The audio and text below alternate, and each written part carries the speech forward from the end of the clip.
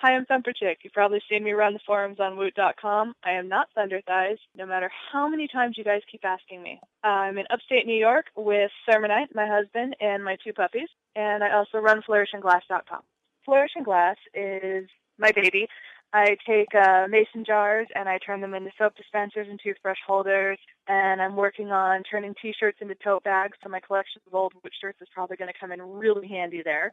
You guys did the ask contest, a stupid small shirt crafty thing, and so I've been looking for a bunch of stuff to do with like small shirts, and I came across the T-shirt tote bag thing, and I love it. It's so silly and easy and fun, and I have a bunch of shirts that I got in bags of crap that are for kids that I don't have and that I couldn't give away, and I tried because I give Woot shirts to everybody.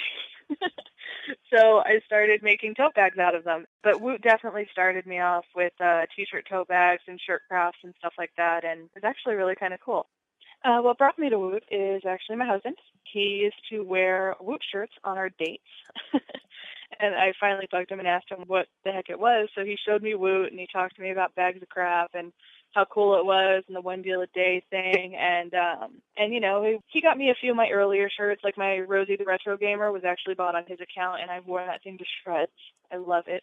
And then in October of 2010, I joined because I was home and there was a Woot off, and it was my first Woot off, and I joined and I bought stuff for Christmas, and I got the first bag of crap on my first Woot off, which is crazy, and my husband didn't talk to me for like 3 days because he still hadn't gotten one, and he'd been on Woot for years at that point. I remember being excited throughout the whole process of the waiting for it to show up, because that was back in the days of smartphones, so it was like 4 weeks later that it finally showed up in New York. And I waited, and I opened it with my husband, and he was like, well, that's crappy. And I was like, well, they said it was crap. And that was my first VOC. I don't remember what was in it. I just remember being like, oh, bag of crap. Got it. And since then, I'm still the chief crap getter in our household. And, yeah. To be fair, though, I'm home, and I will chase crap down for days. And he doesn't have time for that or the inclination. But, like, I'm totally competitive. If there's a puzzle, I will sit there for 12 hours just to beat somebody to it. I can't help it.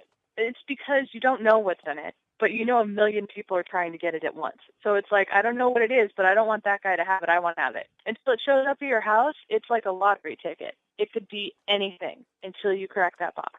And as soon as you crack the box, you're either elated or disappointed or whatever. But until that moment hits where you rip that open and you see that stupid Sports Illustrated calendar for the 5th time in a row, until that happens, it's the golden ticket. I was in a round where we got the talking Chuck Norris dolls that didn't talk. Actually, somebody recently posted in the forum a fix for making him talk again. The fix was you rip the seam down his back, and then you reach into his back, or his butt, depending on who you are and how kinky you are with Chuck Norris dolls, and you pull out his little sound box, and you very gently take it apart, and you replace the battery, which is like a watch battery, and you put the whole thing back together, and you shove it back up his butt, and he's supposed to talk again.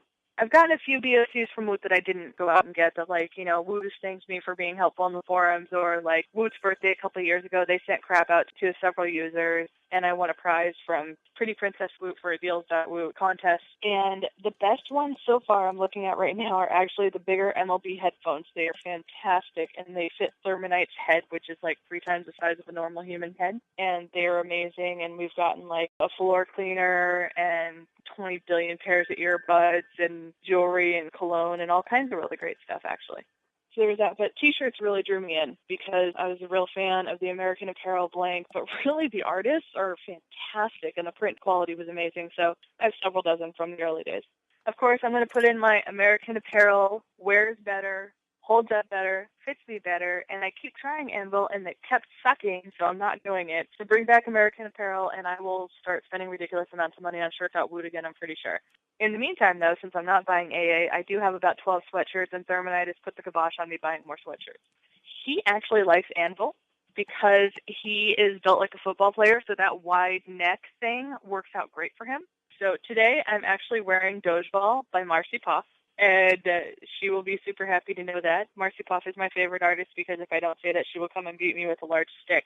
But actually, visually, my favorite artists in the Derby, and I don't have their shirts, are the combos between Dracax and Crescent Debris.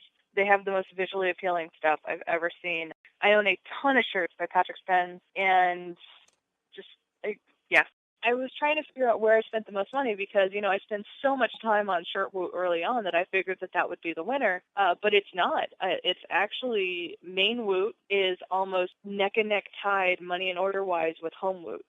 We bought a house in 2011 and furnished so much stuff in my kitchen and my house with homed-out-Woot stuff that any place you go in my house, you will see 1 to a billion things from Woot. There's actually a bunch of monkeys hanging from my chandelier, and I have to leave screaming monkeys around so that people can play with them so they don't take apart my monkey chandelier. My dogs are not allowed to go near the monkeys because they ate one early on. The combination of the scream and the fly, oh my God, they crack out.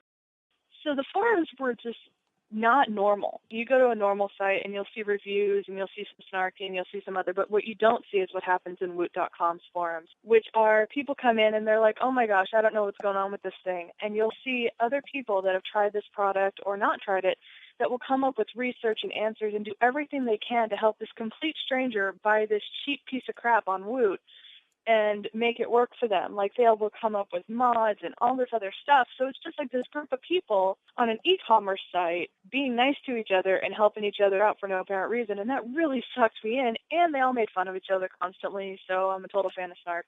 It was kind of great. And, after a while of being the bumbling person who doesn't know what's going on, I caught myself answering other people and figuring out how to work around and show people how to do what. And the next thing you know, I'm writing FAQs for people in the forums and talking too much.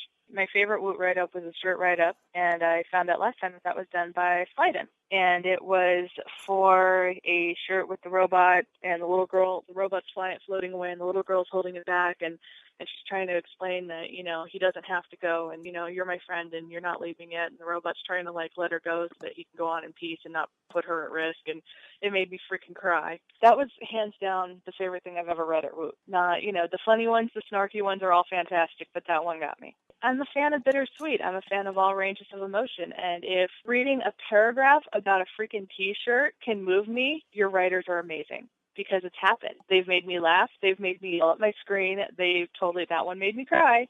And so when that happens, I think that's really amazing. And to have that on just an e-commerce T-shirt site where you throw one blurb out to just kind of describe a scene on a T-shirt and get somebody's attention and you can move them emotionally, that's amazing. Subscribe to Woot Channel.